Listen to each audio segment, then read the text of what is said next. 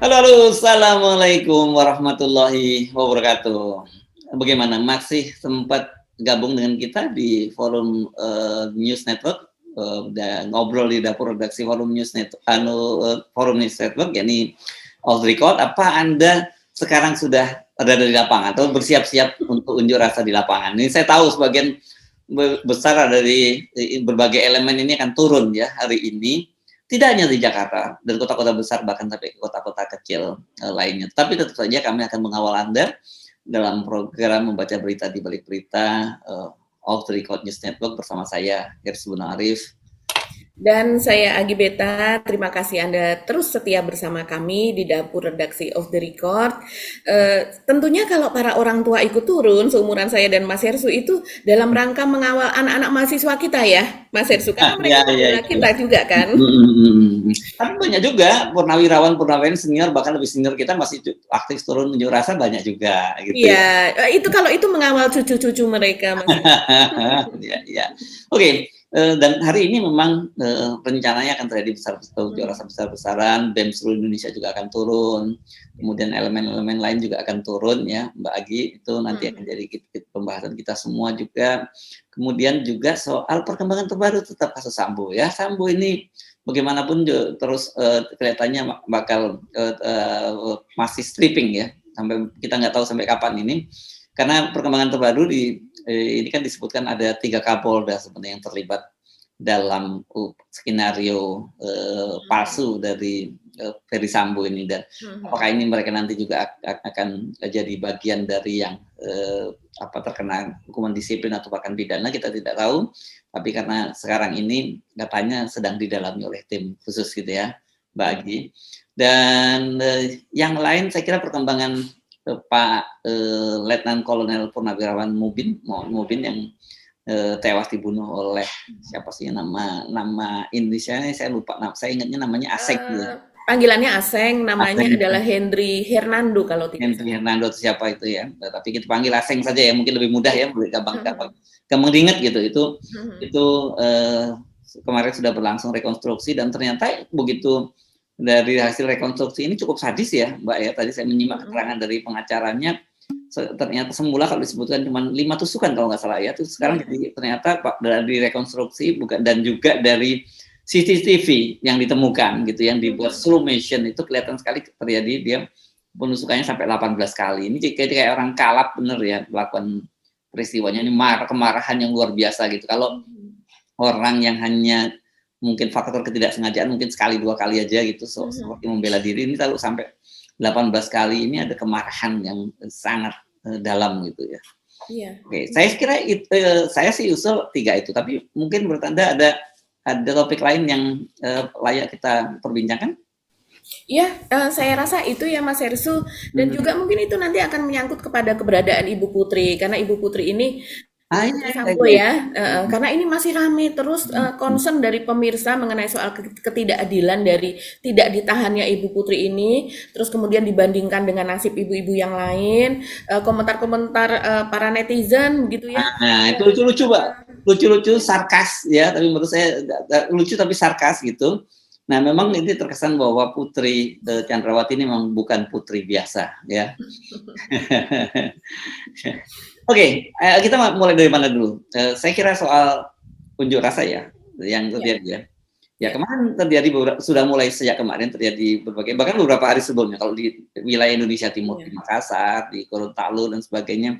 Dan memang kemarin kita lihat ada sebuah video yang viral ketika ada seorang, saya tidak tahu korlap atau hanya orator, yang tampil di Gorontalo dan mengeluarkan kata yang memang kurang pantas lah gitu ya, dan akhirnya mahasiswa itu sudah diskors oleh kampusnya karena dianggap ya melakukan tindakan yang tidak pantas gitu. Nah, tapi tidak di drop out ini. Diskors, saya kira. Dia sudah minta maaf, Mas Hersu. Minta maaf dan sebagainya.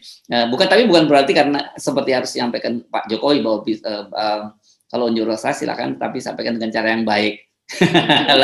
Gimana kita disuruh cara yang baik? Kebijakan pemerintah itu baik. Nah, kalau gitu kan sebenarnya kita boleh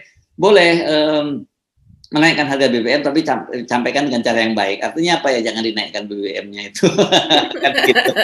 Dan kita selalu ingat bahwa Pak Jokowi sebenarnya kan selalu kangen untuk rindu gitu ya untuk di Iya. demo gitu kan. Iya. Dan kita juga ingatkan Pak Jokowi itu kalau ngomong ya yang jelas dong Pak Jokowi, jangan ngomong nggak naik tapi tiba-tiba naik, terus kemudian ini masih dipelajari tiba-tiba mendadak dinaikkan. Ini juga bukan cara, kita mesti ingatkan pada Pak Jokowi, ini bukan cara-cara yang baik juga gitu. Ya, kita mau skor Pak Jokowi nggak bisa, kita bukan otoritas kayak kampus yang bisa men-skor mahasiswanya kan. Iya iya, kemarin itu, unjuk rasa sudah terjadi di banyak tempat ya, antara lain yaitu dan sempat ricuh sih di banyak tempat itu seperti di Pematang Siantar, itu sempat ricuh juga, terus kemudian juga ada yang dibawa ke rumah sakit mahasiswanya, kemudian juga di Makassar ya Mas Hersu, bakar ban sepertinya sudah menjadi tradisi begitu, karena memang Ya, iya, kekuatan mahasiswa ya hanya sebatas itu begitu. Terus kemudian juga terjadi di Ciamis, terus Kamis kemudian ya, ya, ya, ya. ya di Jakarta di beberapa titik begitu ya. Dan secara sporadis dari sejak sebelum-sebelumnya itu ada di Semarang, ada di Surabaya. Surabaya hari ini tampaknya besar-besaran karena akan diikuti oleh ribuan dan itu tidak hanya terjadi di Surabaya tapi juga di beberapa titik di kota lain di Jawa Timur begitu. Tampaknya hari ini akan menjadi sibuk nih polisi, tidak hanya di Jakarta saja. Karena kemarin di Jakarta saja tidak hanya di Patung Kuda tapi juga di berbagai titik gitu, ada di DPR dan sebagainya. Katanya bahkan sampai 9 titik gitu kemarin Mas Edu dan sempat terjadi dorong-dorongan dan sebagainya. Cuman kemarin buruh belum turun ya. Kalau hari ini kan buruh secara besar-besaran lumayan masif mereka akan turun tidak hanya di Jakarta tapi juga di berbagai daerah dan ini sudah disounding begitu. Artinya ini kalau sekarang unjuk rasa itu kan tidak harus izin ya, tapi hanya sekedar pemberitahuan dan artinya ini pemberitahuan sudah diberitahukan ke berbagai polda di seluruh Indonesia gitu. Nah, kita berdoa semoga tidak terjadi korban lah ya Mas Ersu dan semoga ditangani tidak dengan kekerasan tapi ditangani dengan kelembutan begitu ya karena sekarang kan polisi sedang jadi sorotan nih. Iya, iya, iya. Saya yakin polisi dalam situasi sekarang ini memang seperti kita bahas kemarin cukup dilematis, dan juga mereka sadar posisinya lah gitu. Karena citra mereka ini sedang sangat buruk. Jadi kalau nanti misalnya pengamanan tuh dengan sikap represif ya nanti akan tambah memperburuk citra mereka. Saya kira ini pimpinan-pimpinan Polri paham. Sementara kalau di lapangan itu ya sekarang ini sebenarnya gampang, saya kira serangannya kepada mereka begitu diteriaki Sambo aja itu udah mulai pada ciut tuh nyalinya. Bukan apa-apa karena mereka juga ikut malu lah gitu saya kira yang di lapangan sih. Kan mereka ini orang yang anggota Polri di lapangan ini orang yang tidak makan getah, makan nangkanya dapat getahnya kan gitu ya. Jadi di mana-mana banyak kan video-video mereka dicemooh gitu karena kasus Sambo ini. Ya, apalagi kalau untuk pengamanan unjuk rasa ini biasanya yang diterjunkan adalah anggota-anggota muda juga dari kepolisian sehingga yang tingkat emosionalnya juga masih tinggi. Tingkat emosional tinggi tapi mereka sudah membawa senjata juga begitu. Karena peluru karet itu pun walaupun itu bukan peluru tajam itu bisa mematikan kalau seandainya terkena bagian tertentu bagian yang vital dari tubuh manusia dan itu sudah terjadi pada saat dulu peristiwa reformasi itu kan orang meninggal ada yang karena peluru tajam tapi juga ada yang sampai matanya buta dan sebagainya itu karena karet. Mudah-mudahan tidak terjadi lah. Tapi ini harus disuarakan soal ini karena ini adalah soal ketidakadilan lagi Mas Etsu ya soal BBM ini gitu.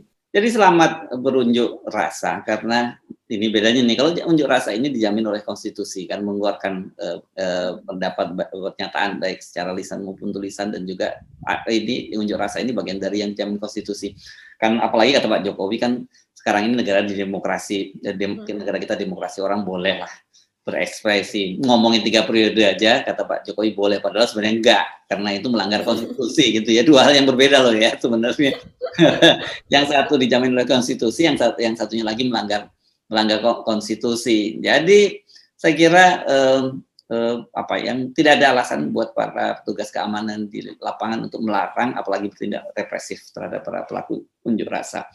Kita pindah ya Mbak ya ke topik soal Ferdy Sambo. Ini saya kira ini semula kan hanya semacam banyak orang yang nyindir-nyindir gitu terus mendorong-dorong agar Kapolri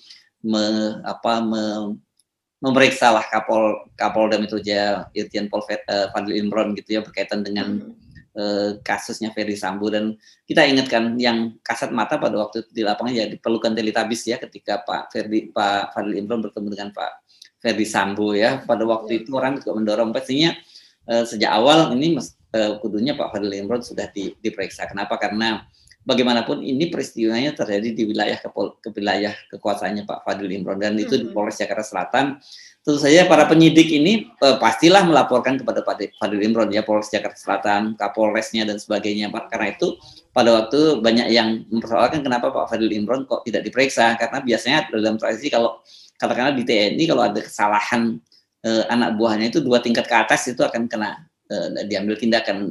Pada waktu itu belum sampai sekarang belum ada tindakan apapun terhadap Pak Fadil Imron. Tapi kita kemudian membaca dari hasil temuan terbaru investigasi ya. Saya kira di akun Tempo dan sekarang juga sudah ditanyakan kepada Mabes Polri, terutama kepada Kepala Divisi Humas Pak Irjen Dedi Prasetyo berkaitan dengan keterlibatan 3 orang ini, dan katanya kasus ini masih didalami oleh tim sus ya, dan hal yang sama juga disampaikan oleh ketua tim susnya Pak Irwasum, Pak Agung ya, Pak Agung Budi, Komjen Agung Budi yang menyatakan, Agung Budi Marioto ya namanya ya, itu menyatakan bahwa hal itu masih didalami.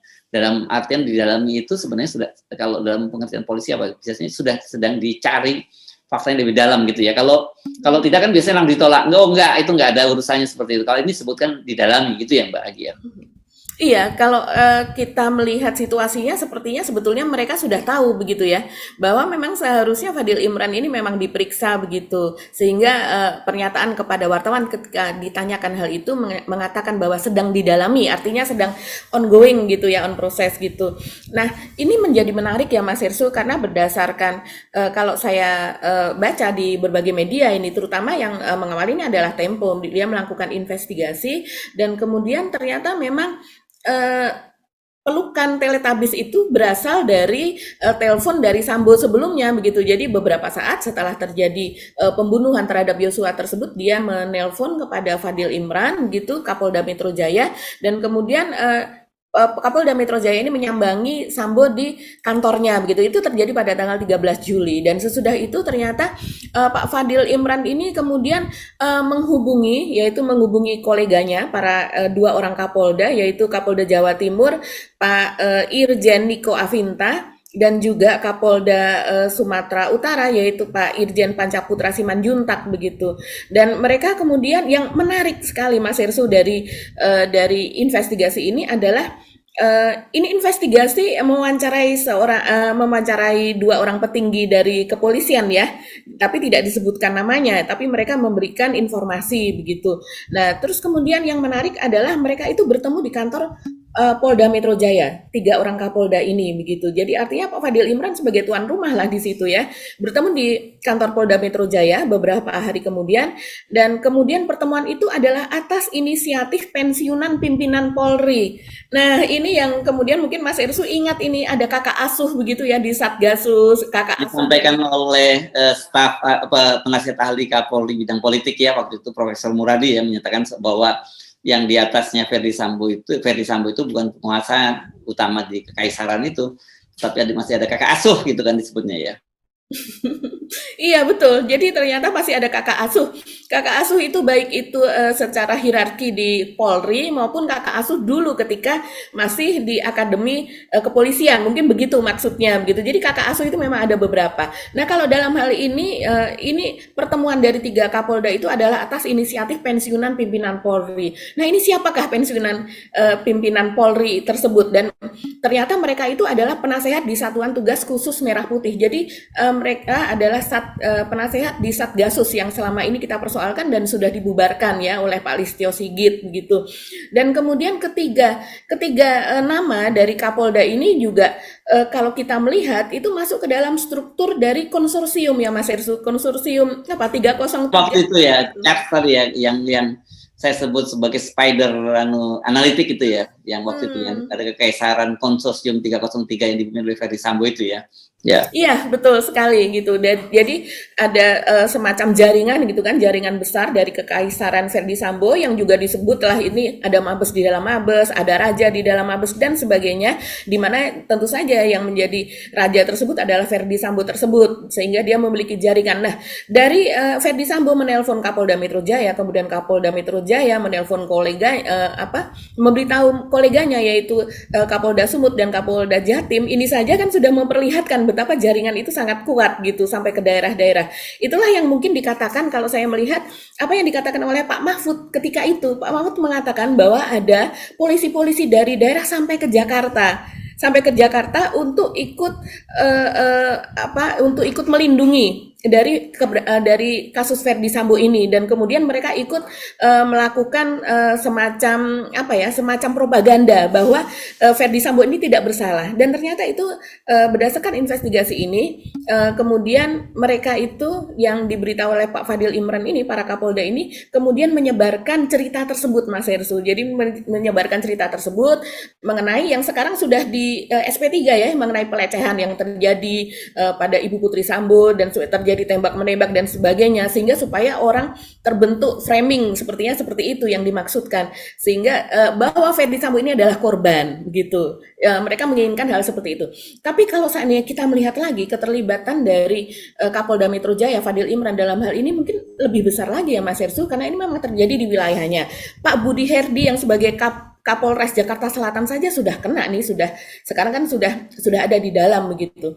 Dan kemudian juga di bawahnya Pak Fadil Imran sendiri, ini kan ada perwira-perwira yang semuanya terjaring, semuanya kena, dan kemudian Ya, berapa kasubdit ya kalau nggak salah, 4 kasubdit yang kena ya waktu itu. Iya, Salah yang hanya menonjol Jerry Raymond Tarigan itu ya yang sangat Siagian ya, Jerry Siagian. Raymond Siagian, betul. Dan kemudian kita tahu bahwa ternyata Jerry Raymond Siagian ini memimpin sebuah rapat khusus di Polda Metro Jaya yang dimana memanggil Komnas Perempuan yang sekarang rame nih, Komnas Perempuan yang dianggap tidak masuk akal oleh para emak-emak nih ya, itu diundang Komnas Perempuan, kemudian LPSK, terus kemudian dari staf khusus dari KSP dan sebagainya, juga dari KPAI ya, yang mereka kemudian dipertontonkan sebuah video tersebut sudah direkayasa, yaitu dengan dimasukkan back sound, dengan kemudian diberikan narasi oleh Jerry Siagian ini bahwa seolah-olah Ibu Putri adalah seorang korban dari pelecehan seksual dan juga dalam keadaan tertekan sehingga harus dilindungi. Pada waktu itu Ibu Putri kan sudah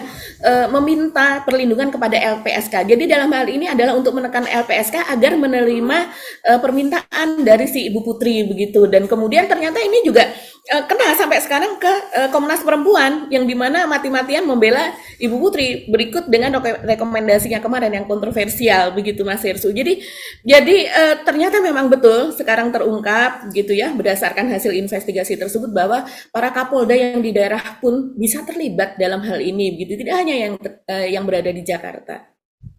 Makanya itu kemarin saya juga menyebutnya berdasarkan 2 pengakuan dan dua sinyalemen. Satu, ya ini bahwa Sambo ini adalah mesin uang dan mesin politik dari penguasa ya. Saya bisa menyimpulkan dia sebagai mesin uang kan sedianya kemarin ada pernyataan dari Ketua Komnas HAM Ahmad Taufan Damanik yang dia nyebutnya duitnya itu banyak nggak berseri lah itu, dan dia ini bos mafia gitu disebutnya kan. Yeah. Dan memang itu terbukti ya dengan dia bisa menjanjikan uang imbalan yang besar kepada Richard Eliezer, kepada Kuat Ma'ruf dan juga Bribka Ricky Rizal, terus mau mencoba menyuap tugas LPSK, menyediakan private jet, gaya hidupnya yang sangat mewah gitu kan, rumahnya besar di daerah-daerah elit, juga gaya Putri Sambo itu kan menunjukkan memang dia betul-betul dari sisi keuangan dia sangat kuat. Kemudian dari sisi politik seperti sinyalemen yang disampaikan oleh anggota Komisi 3 dari Partai Demokrat, Benny Harman kan yang menyebut bahwa mereka ini digunakan sebagai untuk mensukseskan salah satu capres. Kan gitu ya kata Benny Harman. Dan kita tahu dong capresnya siapa pasti, karena pada Pilpres 2019 kemarin kan cuma 2 orang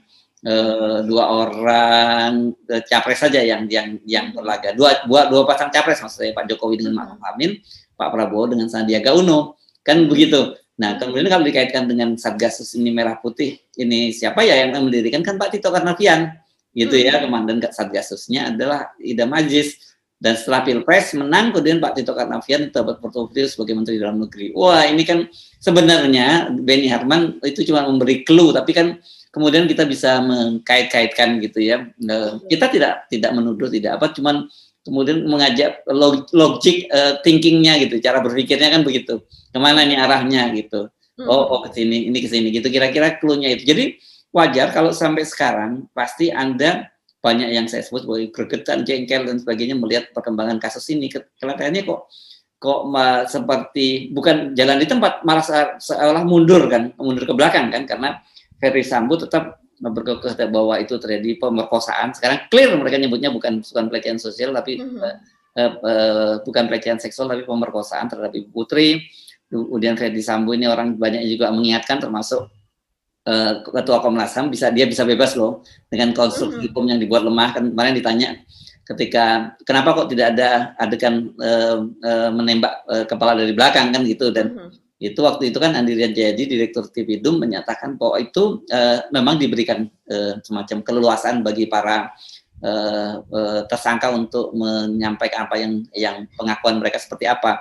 Dan nanti bagaimana dengan konstruksi hukumnya ya, itu silahkan kepada keyakinan hakim. Ini kan hati-hati, ini bahaya kalau diserahkan kepada keyakinan hakim, kemudian dan pengacaranya serta tersangkanya tetap bersikukuh semacam itu kan sangat bahaya.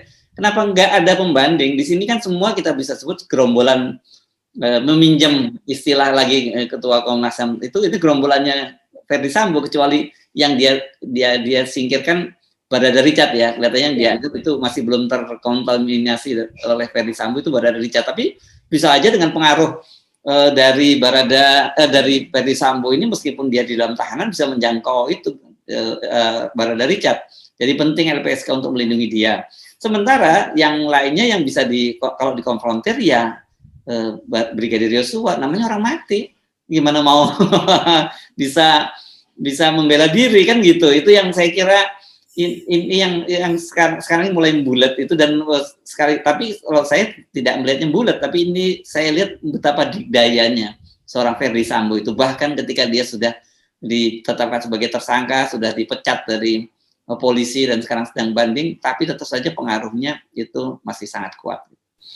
Iya betul Mas Hersu, kemarin juga Pak Ahmad Taufan Damanik sebagai Ketua Komnas HAM juga mengatakan bahwa ketika bertemu di saat rekonstruksi pun sikapnya masih biasa-biasa aja gitu, seperti halnya dia biasa bertemu sebelumnya ketika ada kasus begitu kan, memang suka bertemu di Komnas HAM dengan Kadif Propam yaitu Ferdy Sambo ini, dan sikapnya itu dikatakan sama saja seperti sebelumnya ketika dia bertemu dalam keadaan normal, dia masih tertawa-tertawa ya apa kabar dan sebagainya, tidak ada perasaan tertekan sama sekali. Orang yang tidak merasa dalam keadaan tertekap itu artinya ini ada di dalam lingkungan konco dewe gitu ya, di dalam lingkungan teman-teman sendiri. Dia mengendalikan situasi lah ya gitu ya. Ya, padahal dalam situasi yang sangat menekan, bayangkan itu semuanya direkam dan tentunya dia juga tahu bahwa itu dipancar luaskan gitu ya, di live-kan atau disiaran langsungkan oleh akun dari Mabes Polri begitu, tapi dia bisa melakukan itu dalam keadaan terlihat santai, bahkan dia tersenyum dan kemudian kadang-kadang juga terlihat geram gitu ya, tapi dari bahasa tubuhnya memang tidak kelihatan dia tertekan begitu.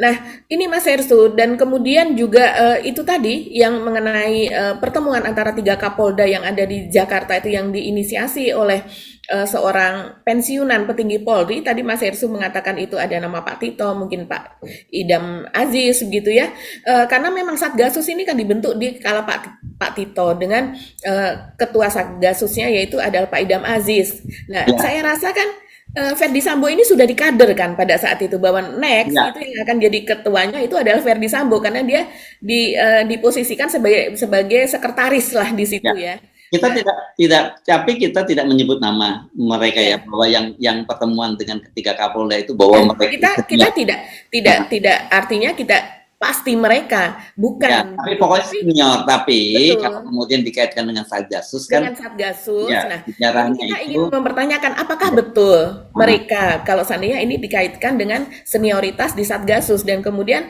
mereka ini menjabat sebagai penasehat di Satgasus. Kemudian ketika Verdi Sambo menjadi ketuanya begitu.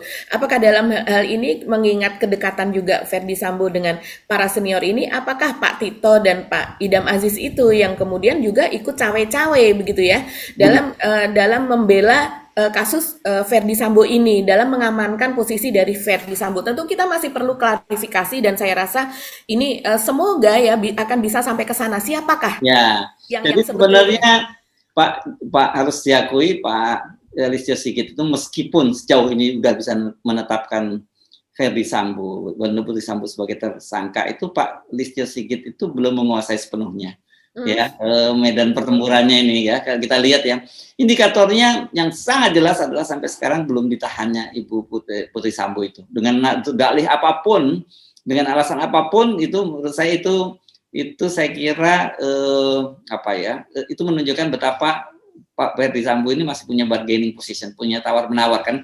Kalau alasannya kesehatan itu kan bisa gampang kita kemarin sudah kita juga bahas, itu bisa tetapkan dulu, dia ditahan dulu dan kemudian berdasarkan asesmen dari dokter dia dibantarkan di rumah sakit kan biasanya begitu yang di ini bukan jadi ke rumah dan kemudian kalau itu alasannya karena dia masih punya balita, terlalu banyak orang lain yang juga punya balita yang juga ditahan. Meskipun kemudian Komnas Perempuan itu ngeles bahwa beda dong, yang ini kan masih dalam proses hukum, belum ketetapan hakim, dan menurut dia harusnya prosedurnya yang benar seperti sekarang ini gitu.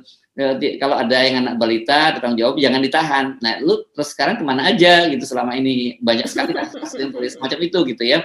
Jadi ini indikator-indikator yang menunjukkan betapa masih sangat kuat ya bahwa pengaruh Pak Verdi Sambo itu. Nah, kemudian sekarang muncul 3 nama Kapolda tadi kan gitu ya. Iya, Mas Hersu. Dan kemudian dari Ibu PC ini yang salah satu yang hadir pada saat rekonstruksi itu adalah Pak Edwin Partogia. Itu dari LPSK, perwakilan dari LPSK yang juga ada di sana selain Komnas HAM, Komnas Perempuan dan sebagainya. Dan ini menarik Mas Hersu, pernyataan dari Pak Edwin Partogi ini menjawab dari dia kan sebagai pelindung dari Baradae dalam hal ini ya, mengamankan Baradae, dan kemudian juga dia menjawab pernyataan dari Komnas Perempuan maupun dari pihak Ibu PC dari penasihat hukumnya yang mengatakan bahwa dia dalam keadaan saat ini tertekan dan kemudian juga diperlukan oleh keluarganya, yaitu terutama oleh anaknya yang masih balita begitu ya Mas Hersu. Cuman kita tidak tahu, kemarin kita mendapatkan rumor juga ya bahwa sebetulnya anak tersebut bukanlah anak kandung dari keluarga Pak Verdi Sambo, tapi juga dia adalah anak angkat gitu. Dalam hal ini kadangkala alasan yang dikemukakan kenapa seseorang ketika masih mengasuh seorang anak balita atau bayi itu adalah karena dia masih menyusui dalam hal ini Mas Hersu ya. Jadi dia masih sangat memerlukan kedekatan itu, sentuhan dan sebagainya. Tapi kalau seandainya seorang anak angkat tentunya sudah tidak disusui lagi begitu ya, karena dia tidak lahir dari kandungan dan kita juga seorang ibu itu secara alami tidak akan keluar air susunya kalau seandainya anak tersebut anak angkat. Nah, kita tidak tahu ini apakah rumor tersebut betul, tapi kalau melihat dari usia Ibu Putri yang sudah akan 50 tahun, sepertinya memang ini patut dipertanyakan. Nah, kita tentunya tidak mengetahui secara persis apakah betul ini anak angkat atau bukan, tapi memang dari beberapa media dan juga pernyataan dari teman-teman Pak Verdi Sambo pada waktu SMP dan SMA yang kemudian dimuat di berbagai media, mereka selalu mengatakan bahwa anak dari Pak Verdi Sambo dan Ibu Putri ini hanya 3. Mereka selalu mengatakan bahwa anaknya adalah 3 gitu. Jadi artinya adalah yang 2 perempuan dan 1 laki-laki begitu. Yang terakhir ini selalu tidak disebutkan sebagai anak mereka. Nah, kita belum mengetahui, mungkin ini akan kita ketahui kemudian. Tapi yang jelas dari jawaban Pak Edwin Partogi mengenai soal kasus pelecehan atau pemerkosaan di Magelang yang sekarang kemudian menjadi isi dari BAP dari Pak Verdi Sambo kemarin yang kita kontenkan juga di off the record kemarin, itu dia mengatakan demikian Mas Hersu. Ketika rekonstruksi masih tergambar bahwa pasca peristiwa kekerasan seksual di Magelang, PC masih bertanya kepada RR, yaitu Bribka Riki Rizal, di mana Yosua? Begitu. Padahal ini sesudah terjadi pemerkosaan tersebut ya. Di mana Yosua? Dan Yosua masih menghadap PC di kamar. Jadi korban bertanya kepada pelaku dan pelaku menghadap korban di kamar. Itu satu hal yang unik. Bahwa seseorang yang seusai diperkosa dan kemudian katanya tidak berdaya, bahkan dalam keadaan pingsan di depan pintu kamar mandi, kemudian ditemukan oleh Kuat dan ditemukan oleh Susi, yaitu kedua orang ART-nya, kemudian dia masih menanyakan di mana Yosua, dan Yosuanya menghadap begitu ke kamar lagi, masuk ke dalam kamar.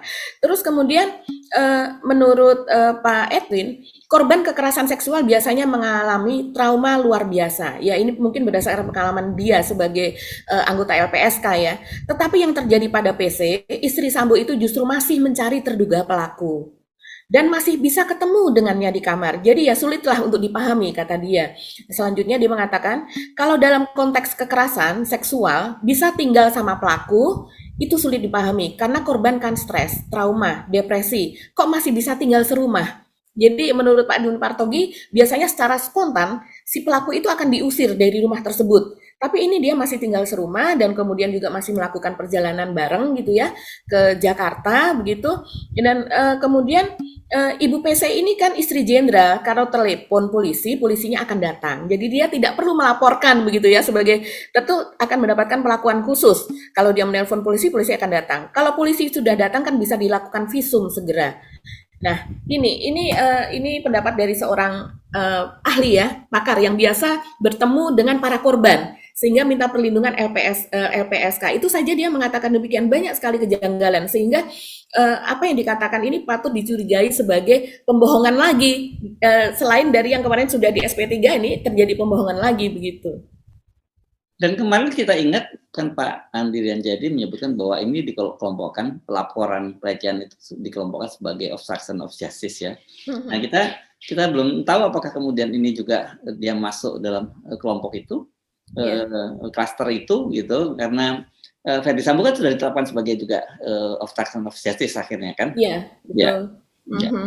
Dan kemudian laporan dari penasihat hukum Kamarudin kemudian membuat pelaporan lagi beberapa hari yang lalu Mas Ersu mengenai soal pembohongan, karena hasil dari SP3 kan diketahui bahwa ternyata laporan yang ke Polres Jakarta Selatan itu palsu mengenai soal pelecehan. Nah kemudian dilaporkan bahwa Putri melakukan pembohongan begitu. Nah sampai sekarang belum diproses ya itu juga. Oke. Jadi semakin ruwet ya kasus ini, tapi sekali lagi sebenarnya benang merahnya mudah kalau Anda memahami mengapa mulai terjadi. Kalau kita simplifikasi, ini persoalan adalah tadi itu bahwa pengaruh Ferdi Sambo itu masih sangat kuat gitu ya. Kalau toh dia sudah ditahan dan sebagainya, tapi tentu saja orang-orang yang terlibat dalam aktivitas Ferdi Sambo itu pasti mau nggak mau, satu, kalau berusaha mereka kalau bisa melindungi kan gitu ya. Kalau nggak bisa melindungi, minimal mereka punya posisi tawar dengan Ferdi Sambo, gue jangan dibawa-bawa deh, jangan diseret-seret gue deh, kan gitu kan. Pasti Ferdi Sambo juga punya tawaran semacam itu. Jangan gue sendiri dong yang jatuh bro, lu yang lain juga sama-sama dia ikut menikmati, kenapa mesti gue sendiri yang menjalani kehidupan sulit seperti ini. Saya kira itu yang situasi yang sekarang terjadi, mengapa kok masih belum banyak sekali persoalan yang belum tuntas gitu ya. Betul Mas Ersu, itulah yang terjadi ya. Dan kemudian ya itu membuat rakyat atau pemirsa atau publik itu yang melihat ini dari hari ke hari, dari detik ke detik, mereka kan penasaran, mereka ingin keadilan. Sebenarnya hanya keadilan sih yang mereka inginkan gitu. Kemudian mengulik para korban yang menerima nasib yang sama dengan Ibu Putri. Dan yang terakhir ini adalah ada seorang ibu di Makassar kalau tidak salah ya Mas Ersu, itu ada 2 balita, yaitu bahkan usianya sekitar 1-2 tahun, itu yang terpaksa dibawa ke penjara begitu, dibui, dan balita ini masih menyusui begitu. Nah ini dirasa keadilannya kemana, dan mereka memanggil-manggil Komnas Perempuan, ayo Komnas Perempuan, mana nih Komnas Perempuan begitu, kok yang seperti ini tidak diurusi gitu. Iya, seperti saya sebutkan tadi kan ada pembelaan dari Ketua Komnas Perempuan Andi Yentri apa siapa namanya itu ya, yang dia menyatakan bahwa beda di kasus antara Ibu Putri dengan perempuan-perempuan lain itu berbeda. Ini yang kemudian saya baca ada komentar dari netizen yang menyebut emang yang perempuan cuma Ibu Putri, yang lainnya terumpu karang gitu.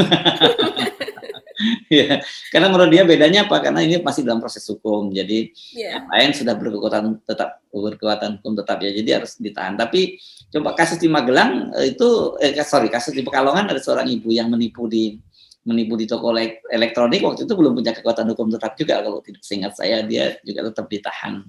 Dan Iya, betul. Netizen ini memang lucu-lucu. Mereka juga mengatakan, ya yang manusia ini kan alasan dari Komnas Perempuan adalah tidak ditahan karena alasan kemanusiaan begitu ya. Dan kemudian mereka menjawab dengan, ya yang manusia di dunia ini hanya Ibu Putri, yang lainnya itu hanyalah makhluk-makhluk yang mengontrak di dunianya manusia begitu. Ini lucu. Dan kemudian juga kita tahu kemarin menarik juga sih Mas Ersu, Diolipa Yumara, yaitu mantan penasehat dari Baradae ya, itu terus kemudian melaporkan dan memberikan tenggat waktu 2 kali 24 jam itu agar memberhentikan Kabar Eskrim dan juga Dirtipidum Andirian begitu ya, dengan alasan karena mereka tidak segera menahan Ibu Putri ini begitu. Nah, padahal dia adalah kasusnya adalah pembunuhan berencana, dan biasanya kalau yang pembunuhan berencana dengan ancaman hukuman yang sampai 20 tahun bahkan hukuman mati itu segera gitu disegerakan untuk penahanannya. Nah, itu soal ketidakadilan ini lagi begitu.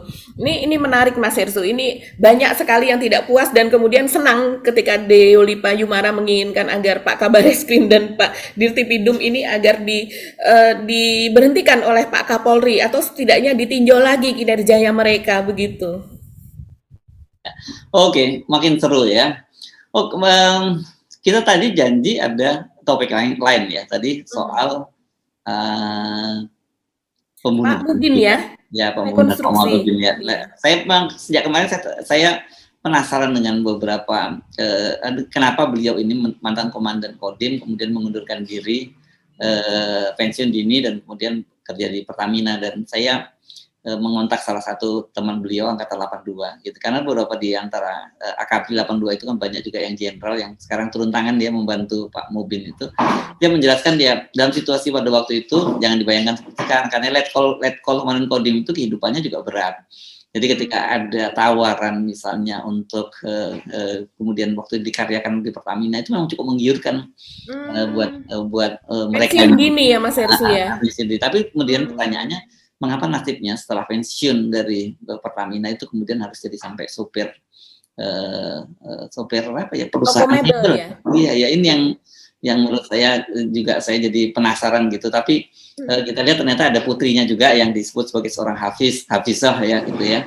Ya Pak, ini rupanya dia cukup religius nih Pak Muhammad Mubin ini, dan teman-teman juga rupanya sangat menyayangi beliau sehingga AKABRI 82 ini semua turun tangan all out untuk membela Pak Mubin. Iya, betul. Jadi ini rekonstruksinya dari pembunuhan dari kasus tersebut itu dilakukan kemarin ya Mas Hersu, dan kemudian para purnawirawan ini juga turun langsung menyaksikan karena mereka tergabung dalam persatuan atau paguyuban, apa namanya, perhimpunan atau apa, pokoknya persatuan dari perhimpunan purnawirawan begitu ya, Angkatan Darat PPAD ya, yang diketuai oleh Pak Doni Munardo ya Mas Hersu ya. Itu ada Pak Yayat, kemudian Pak Sunarko kemarin yang menyaksikan langsung dari rekonstruksi tersebut, dan kemudian ada beberapa catatan memang Mas Hersu, ini luar biasa ya. Dan ini rekayasa ini terjadi di tengah-tengah kasus Ferdi Sambo ini tengah menguat sekali dan menjadi pembicaraan setiap hari begitu. Kan pembunuhannya terjadi pada tanggal 16 Agustus dan kemudian ini bergulir dari Polsek, kemudian ditarik ke Polres, kemudian ditarik lagi ke Polda Jawa Barat, adalah karena ada tekanan juga dari PPAD, dari para purnawirawan TNI begitu. Kalau seandainya tidak, mungkin ini akan ya berhenti di Polsek saja. Terus kemudian juga keluarga tidak berani karena menurut penuturan begitu dari bapak-bapak yang dari purnawirawan tersebut, ada semacam intimidasi ya dari kepolisian kepada keluarga dari Pak Muhammad Mubin ini, yaitu dengan mengatakan bahwa pelaku yaitu si Aseng ini, si pemilik toko di mana tempat Pak Mubin ini parkir kendaraannya di situ sehingga membuat dia marah, itu adalah memiliki hubungan yang baik dengan Pak Kapolda gitu, dengan dia punya orang-orang di Polda Jabar sehingga janganlah melawan dia begitu. Nah, ini kemudian di antara lain dimotori oleh Pak Sugeng Waras ya, setahu saya waktu itu pada tanggal 21 kemudian ada pertemuan dan sebagainya, mereka kemudian mendatangi Polsek atau Polres setempat begitu, dan kemudian akhirnya ini dibawa ke Polda. Jadi kemarin pada saat rekonstruksi akhirnya memang diketahui rekayasa itu begitu. Ini yang sangat kita sayangkan, kok rekayasa menjadi sesuatu yang sangat biasa ya. Yang pertama misalnya kemudian diketahui bahwa ternyata itu tidak spontan, Mas Hersu. Kan sebelumnya dikatakan ya bahwa Aseng ini katanya sedang masak nasi goreng, kemudian dia mendengar ribut-ribut dan dia otomatis dia sedang mencacah-cacah sayur begitu ya, sedang mengiris-iris, dan kemudian otomatis dia membawa pisau dapur tersebut ke depan dan karena kemarahannya dia menusuk. Ternyata tidak, ternyata dia posisinya saat terjadi keributan itu dia mungkin tidak melihat keributan, tapi dia melihat CCTV katanya. Jadi dia posisinya ada di lantai 2 dan dia melihat di CCTV bahwa Pak Mubin ini parkir di depan gudang. Begitu. Sebetulnya itu parkirnya tidak persis di depan pintu, jadi tidak menghalangi keluar masuknya kendaraan, tapi lebih ke samping di depan gudang yang dimana tentu tidak akan mengganggu lalu lintas. Nah, kemudian dia turun dengan membawa pisau lipat yang ditaruh di saku bajunya. Dan ternyata dari hasil rekonstruksi kemarin dia mendatangi dan kemudian juga diketahui yang pertama katanya pelaku korban yaitu Pak Mubin itu meludahi dia begitu kan. Meludahi dan kemudian terjadi pertengkaran dan dia memprovokasi lebih dulu Pak Mubin ini. Ternyata yaitu memprovokasi dengan melakukan pemukulan. Ternyata itu tidak ada, Mas Ersul. Jadi ternyata dia tidak meludahi Pak Mubin ini dan kemudian kemarahan dari Aseng ini katanya menyebabkan pengakuannya sebelumnya yaitu dia menusuk hanya 5 kali. Ternyata hasil rekonstruksi itu 18 kali. Ini luar biasa. Jadi menusuk di leher, di dada dan juga di paha dari korban. Jadi banyak sekali yang terungkap di sini yang rekayasa. Yang pada mirip-mirip ya jadinya ya. Mirip-mirip juga ya, ada rekayasanya, kebohongannya, dan kemudian dan penerapan pasalnya kan sekarang ini dikenakan pasal 351 penganiayaan biasa, penganiayaan saja mengakibatkan kematian orang dan itu maksimal ancaman hukumannya itu 2 tahun penjara. Jadi makanya mereka ini all out, ini pengacara keluarga maupun teman-teman Pak Mubin, mereka minta agar pasal 340 tapi kalau yakni pembunuhan berencana, tapi kalau toh tidak ya karena minimal pasal 358 lah gitu yang Iya. Bukan penganiayaan. Kalau 351 itu penganiayaan saja dan berakibat kematian gitu. Iya betul Mas Ersu. Dan mereka berharap bahwa ini kejadian rekayasa seperti ini tidak ada lagi ya, karena ini betul-betul orang jadi mengkonotasikan ini mirip sekali dengan Pak Ferdi Sambo. Ada keterlibatan CCTV di situ yang katanya sebelumnya juga itu sudah dibersihkan lah ya di situ, tapi akhirnya terus kemudian ditemukan, dilihat begitu, kemudian di situ juga bisa diketahui bahwa keberadaan pelaku ini tidak di dapur tapi ada di lantai 2 tempat adanya CCTV itu. Terus kemudian juga yang lain-lain yaitu ada 6 orang saksi yang ternyata bersaksi bohong begitu. Dan ketika di BAP dia mengatakan hal yang lain, ternyata kemudian saksi yang tadinya awalnya hanya 3, terus kemudian ada 6 saksi bohong, sekarang sudah belasan saksinya, jadi makin banyak. Ya, gitu. Ini mesti ada yang obstruction of justice juga ini, dan ada yang harus sampai laporan palsu. Jadi harus dikawal juga kasus ini ya. Dan mengerikan ya kalau saya lihat dalam hal ini Mas Hersu, saya pikir itu terjadi ketika Pak Mubin ini sudah turun mobil kemudian menyeberangkan dari bosnya ya. Ternyata tidak. Jadi ternyata penusukan itu terjadi ketika anak itu masih duduk di sampingnya. Mengerikan, ketakutan dan berlari. Ini luar biasa. Ada anak TK ada di situ. Kemudian Aseng ini menusuk berkali-kali sampai 18 kali tanpa mempedulikan bahwa di situ dilakukan di depan seorang anak kecil gitu. Ini kemarahan yang membabi buta, dendam atau apa, atau keangkuhan gitu ya yang terjadi. Bahkan sesudah itu pun masih diikuti dengan kebohongan. Ini sepertinya jadi marak ya Mas Hersu hal seperti ini. Oke.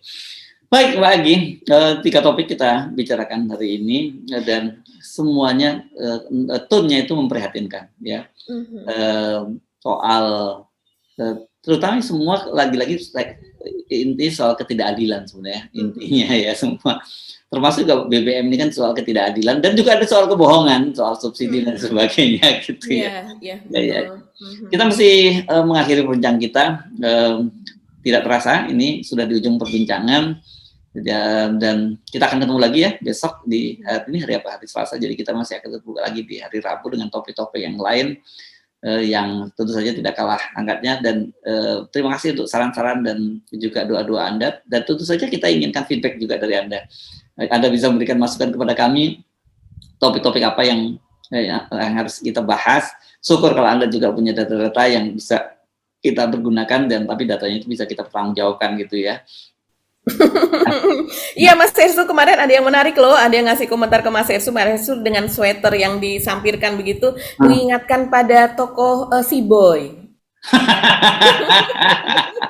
Saya langsung tertawa Bapak. Ini Ongki Alexander pemerannya zaman itu. Ini Boyo, bukan boy lagi, karena babnya udah usia tua. Boyo itu pinggang. Ya, nah, itu cuma untuk memberikan nuansa yang berbeda saja lah, yang nggak ada maksud apa-apa. Karena saya sendiri kan kalau di channel bersama dengan Bung Loki Gerung itu sering sekali dikomentari soal dress code-nya, katanya kenapa sering banget seragam ya gitu. Ketika saya pakai baju putih, Bung Rocky pakai baju putih, saya pakai baju biru, Bung Rocky pakai baju biru gitu, janjian gitu. Terus kita ketawa-ketawa, kita nggak pernah janjian. Kenapa? Karena memang pakaian kita terbatas, warnanya itu saja. Iya betul, pakaian kita itu sedikit ya pemirsa ya. Jadi dan warnanya juga itu saja. Warnanya cenderung itu saja, warna yang gelap mungkin ya, tidak terlalu terang. Kita nggak berani pakai baju-baju model Pak Ridwan Kamil yang kadang-kadang hijau muda atau kuning gitu, rasanya nggak cukup pede gitu. Jadi kalau kemudian kemarin ada sweater yang dikalungkan, ya itu cuma sekedar aksesoris biasa saja lah gitu ya. Ya itu bentuk pengamatan menandakan rasa sayang Mas Ersu. Ya. Tapi sekali lagi kita bukan peragawan, atau bukan kita adalah wartawan. Terima kasih tapi apapun untuk perhatian dan doa Anda. Sekali lagi doa yang sama, doa yang terbaik untuk Anda semua dan untuk juga bangsa Indonesia ini. Semoga kita tetap diberi keselamatan ya. Saya Hesbun Arif. Dan saya Gibeta, terima kasih atas perhatian Anda. Tetap salam 0%, tetap semangat. Wassalamualaikum warahmatullahi wabarakatuh. Waalaikumsalam warahmatullahi wabarakatuh.